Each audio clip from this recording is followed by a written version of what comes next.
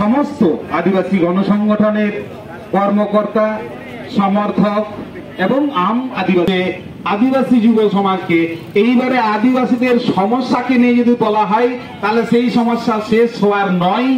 কারণ আমরা প্রথমে যে ফেক এসটি নিয়ে আসছি, শুধু ফেক এসটি নয়, ফেক এসটির আড়ালে শিক্ষাক্ষেত্রে যে সমস্ত দুর্নীতিগুলো করা হচ্ছে, আমাদের যে হোস্টেল দীর্ঘদিনের দাবি, স্কুল থেকে ইউনিভার্সিটি পর্যন্ত আদিবাসী ছাত্রছাত্রীদের যে প্রয়োজন মতো হোস্টেলের প্রয়োজন আছে, সেই হোস্টেল ব্যবস্থাটাকে ভেঙে চুরমার করে দিয়েছে বর্তমানের সরকার।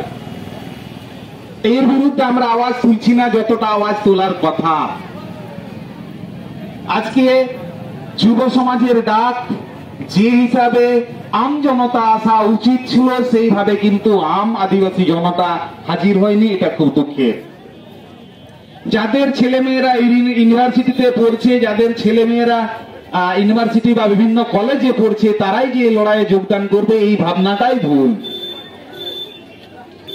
শুধু তাদের নয়, মূলত আবার বিশেষভাবে উল্লেখ করে বলবো, যে সমস্ত আদিবাসী এসটি কোটায় চাকরি পেয়ে বিভিন্ন শহরে নগরে বসবাস করছেন, তাদের উদ্দেশ্যে বলবো, আপনারা যেভাবে নিজের স্বার্থপর মনোভাবটাকে দেখিয়েছেন, নিজের বাড়ির কর্ত্রীর আঁচলের তলা থেকে বেরোতে পারছেন না, এটা কিন্তু খুব দুর্ভাগ্যের বিষয়, খুব লজ্জার বিষয়। আপনারা হিসাব মতো আদিবাসী সমাজ থেকে বিচ্ছিন্ন হয়ে যাচ্ছেন, এই দায়টা ব্যক্তিগতভাবে